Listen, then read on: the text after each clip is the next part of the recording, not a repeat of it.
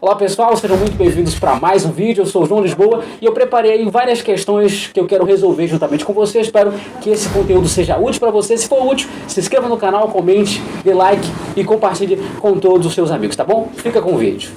Max Weber formula o conceito de sociologia como uma ciência que pretende compreender interpretativamente a ação social e assim explicá-la causalmente em seu curso e em seus efeitos.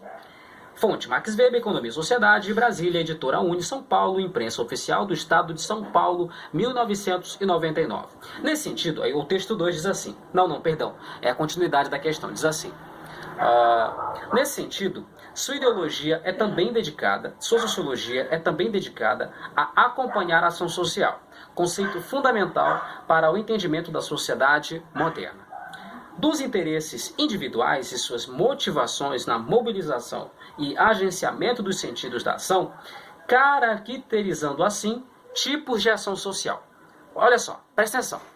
O que a nossa questão está dizendo é que Max Weber,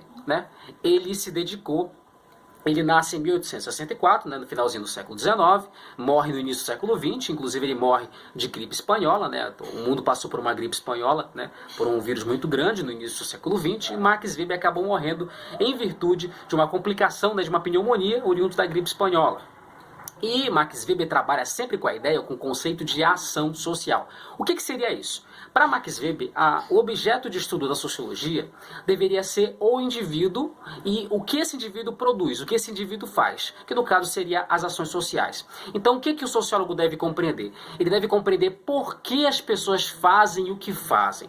Por que as pessoas decidem por fazer aquilo que elas decidiram fazer. Ou seja, a nossa ideia é estudar a causa das ações sociais. O que levou, o que propiciou, o que motivou o indivíduo a agir de tal modo. Então a nossa ideia é estudar a causalidade da ação social. Tudo bem? E aí ele vai listar 4 tipos de ação social. A ação social racional com relação a fins, a ação social racional com relação a valores, a ação social tradicional e a ação social afetiva. Que esses 4 tipos de ação são 4 modelos teóricos para explicar as ações individuais. Para Max Weber, a sociedade nada mais é do que a complementação, do que a interação recíproca de várias ações sociais. Então, a todo tempo e o tempo todo, nós, como membros dessa sociedade, estamos iniciando várias ações sociais. Algumas ações sociais são levadas por uma questão da finalidade, de um objetivo. Outras fazemos por causa de valores, por questões de honra. Outras fazemos porque somos levados por questões puramente emocionais, que no caso da ação afetiva. E em outro momento nós somos levados a agir, nós somos impulsionados a tomar decisões, a agir de certo modo, motivados por uma questão puramente tradicional. Tá bom? Então esses são os 4 tipos de ação social. E por que a gente fala que a sociologia, na ótica dele, deve ser uma sociologia compreensiva? Porque é a tarefa do sociólogo, daquele profissional que estuda os fenômenos sociais, compreender o sentido das ações sociais. Por isso que nós usamos a palavra sociologia compreensiva. Tudo bem? Então bora partir para a questão. Tenho certeza que você vai conseguir acertar junto comigo. Bora lá. Com base no texto, assinale a alternativa correta. Há 2 tipos de ação social. São elas: ação racional com relação a fins, ação racional com relação a valores e ideias. Não, nós não temos 2 tipos de ação social, você sabe disso. Alternativa B: há 5 tipos de ação social. São elas: ação racional com relação a fins, ação racional com relação a valores, ação tradicional, ação religiosa e ação política. Não são esses tipos de ação social para Max Weber. Pode até ser que esses tipos de ação social existam, mas a minha questão está fragmentando, está polarizando o nosso conteúdo em Max Weber. Bora lá para a alternativa C. Há 3 tipos de ação social. São elas: ação racional com relação a fins, ação racional com relação a valores e ação matrimonial monetária. Não são esses tipos de ação social. Alternativa B. Há 4 tipos de ação social. São elas: ação racional com relação a fins, ação racional com relação a valores, ação afetiva e ação tradicional. Olha, a ação afetiva muitas vezes ela é chamada de ação emotiva ou qualquer outro termo que dê uma ideia de emoção, de sentimentalismo. Porque nesse tipo de ação social, nesse tipo de ação social chamada afetiva, o indivíduo ele é motivado, o indivíduo ele age puramente ligado ao seu campo emocional. E eu não estou falando aqui um sentido afetivo de somente um sentimento bom, mas pode ser raiva, pode ser medo, pode ser algum tipo, ira, pode ser algum tipo de sentimento, algum tipo de emoção, que não necessariamente é um afeto, né? No caso aqui afetivo, você pode pensar que é só quando tem alguma coisa boa, mas não, pode acontecer também num cenário que o indivíduo se sinta prejudicado, né? Uma raiva, um medo, alguma coisa assim, tá bom? Então é uma ação social afetiva, tá bom? Bora lá. Então a alternativa certa, a letra D, pode marcar a letra D, clique em responder e, olha lá. Muito bem, você acertou, parabéns. Bora lá para a próxima alternativa. Bora lá. Comenta aqui embaixo caso você tenha tido alguma dúvida com relação aos tipos de ação social, tá bom? Muito bem. Próxima questão. A concepção de democracia racial no Brasil acaba por ocultar as discriminações sofridas diariamente pelos negros e indígenas, pois imaginamos uma sociedade em que brancos, negros e indígenas convivem harmoniosamente e não há discriminação étnico-racial. Muito bem, é o seguinte, olha, nessa questão aqui, você talvez não tinha tido contato ainda com esse tipo de conteúdo, é o seguinte, do que essa questão está falando? Nós estamos tratando aqui de um conceito, de um termo muito conhecido na sociologia brasileira, que é o conceito de democracia racial. Olha, o que esse conceito significa? Não sei se você lembra, mas na década de 30, nós tivemos aqui no Brasil a publicação de um livro muito consagrado no meio sociológico, chamado Casagrande Senzala. Nesse livro, nós somos apresentados a uma ideia de democracia racial. O que essa ideia vendia? Essa ideia vendia o pressuposto de que no Brasil não haveria racismo, de que os três grupos raciais, negro, branco e indígena, eles estavam organizados, eles estavam numa convivência harmoniosa. Não haveria racismo. Pelo contrário, existe algum tipo de dissonância, existe algum tipo de conflito? Existe. Mas esse conflito não é uma questão racial. Então, o que acontece? Nós escamoteamos a questão racial. Não há racismo no Brasil. E nós sabemos que isso não é verdade. Por isso que nós usamos a palavra mito da democracia racial. Pelo contrário, nós ainda temos um cenário de racismo. Tudo bem? Então, essa é a democracia racial. A ideia de que não existe racismo no Brasil e de que os três grupos raciais vivem em harmonia. Ora, quem foi que vendeu essa ideia para o mundo? Claro, várias obras, mas dentre elas a obra Casagrande Senzala, publicada na década de 30, por Gilberto Freire, tá bom? Se você quiser e puder, pesquisa mais sobre essa obra, Casagrande Senzala. É uma obra desse tamanho aqui, deve ter umas 600 páginas. É um livro muito interessante para compreender a criação e a formação do Estado brasileiro, tá bom? Bora para a questão. Assinale a alternativa correta, letra A. As desigualdades entre brancos, negros e indígenas é histórica e podem ser verificadas pelos dados, por exemplo, de desemprego, de renda e escolaridade. Aí, tá certo? Alternativa A. Letra B. Vivemos em um país democrático, tá correto, e sem nenhum tipo de distinção que provoque desigualdade. Gente, é o seguinte, nós não podemos considerar a letra B correta, por quê?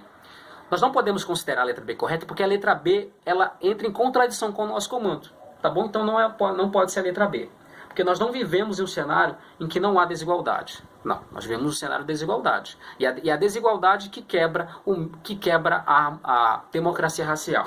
Alternativa C. Nascemos livres e iguais e depende dos indivíduos a conquista econômica, educacional e cultural. Não é alternativa C. Letra D. Negros e indígenas têm historicamente as mesmas oportunidades que os brancos. Gente, o que vai mostrar, o que vai endossar a ideia de que há racismo no Brasil é a história. Então, toda vez que nós olharmos para a história, nós vamos lembrar. Por esse argumento, eu não posso dizer que a alternativa D está correta, porque ele diz que é a história. Pelo contrário, a história vai mostrar o contrário. Vai mostrar que nós vivemos sim no cenário de desigualdade. Então a alternativa correta é a alternativa A. Bora marcar a letra A aqui. Muito bem, responder. Parabéns, você acertou. Muito bem. Bora passar para a alternativa. Por fanatismo, se entende uma cega obediência a uma ideia, servida com zelo obstinado, até exercer violência para obrigar outros a segui-la e punir quem não está disposto a abraçá-la. O fanatismo está geralmente ligado ao dogmatismo, isto é, a crença numa verdade ou num sistema de verdades que, uma vez aceitas, não devem ser mais postas em discussão e rejeitam a discussão com os outros, e este corresponde, no campo prático, o sectarismo, isto é, a parcialidade para com os adeptos e o ódio para com os não crentes. Numa sociedade onde um grupo de fanáticos ganha poder, gera-se como reação e se alastra o espírito do conformismo.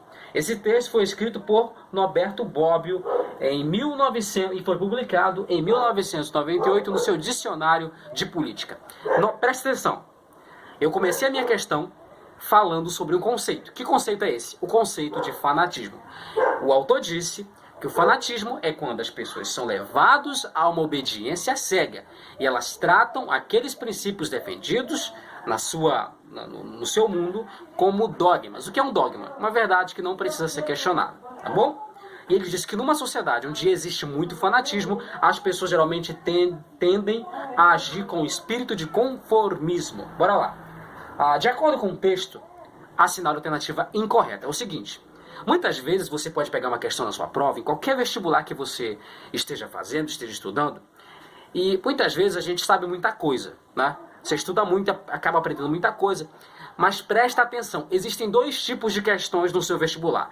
Existem questões de compreensão e existem questões de interpretação. Qual é a diferença? As questões de interpretação, elas exigem do indivíduo que está respondendo conhecimento amplo de mundo, conhecimento das coisas, entendimento, vivência e tudo mais. Vai depender do indivíduo a capacidade interpretativa. Ele extrapola o texto. Nas questões de compreensão, não. Nas questões de compreensão, você vai encontrar a resposta e o entendimento da sua resposta, do seu problema, no próprio comando. Então, ele está dizendo aqui, de acordo com o texto, assinar a alternativa é errada. Que texto? O texto que nós lemos. Então, a nossa resposta vai estar aqui. Não importa se as outras alternativas parecerem erradas, com base em outro conhecimento, não importa. Tem que estar errado de acordo com o contexto da nossa questão, tá bom? Não vai perder a questão por causa disso. Bora para as alternativas. Bora lá. De acordo com o texto, assinale a alternativa incorreta. Bora lá. Alternativa A. O fanático é aquele que, em ato contínuo de devoção, estrutura sua mentalidade como a que deveria se sobrepor a todas as outras, se necessário com violência. Isso é fanatismo? É fanatismo. De acordo com o quê? Com o nosso texto. É a alternativa que nós estamos procurando? Não. B. O fanatismo favorece aos indivíduos uma concepção plural de sociedade, na qual os diversos grupos conseguem vocalizar suas ideias e serem atendidos em suas demandas. Gente, a alternativa B, ela fala sobre pluralidade. Ela fala sobre o que é pluralidade? É a ideia de que existem várias ideias na sociedade, ou seja, de que existem vários grupos sociais e esses grupos sociais também têm voz. Perceba, é a letra B que nós estamos procurando? Sim. Tudo bem? Porque a letra B, ela mostra o contrário de fanatismo, de acordo com o nosso texto. Então, a priori, a alternativa B é a correta, que no caso é errada, né? C. Aqueles que demonstram fanatismo político acabam por perder o senso crítico, possibilitando ao líder de governo a tomada de quaisquer ações, mesmo que essas não sejam do seu interesse. Isso é fanatismo. O fanatismo do indivíduo, ele entrega o seu poder decisional para alguém, porque ele acredita que aquele indivíduo consegue resolver os seus problemas. É parecido com a dominação carismática.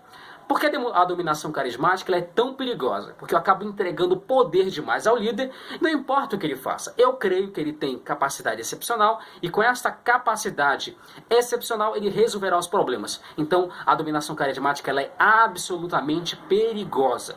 No caso aqui a nossa letra C, ela tá certa? Ela tá correta, né? No fanatismo tem-se isso mesmo, entrega-se poder demais para a pessoa e o líder daquele grupo faz o que ele quiser porque eu acredito nele e vai dar certo. Alternativa D.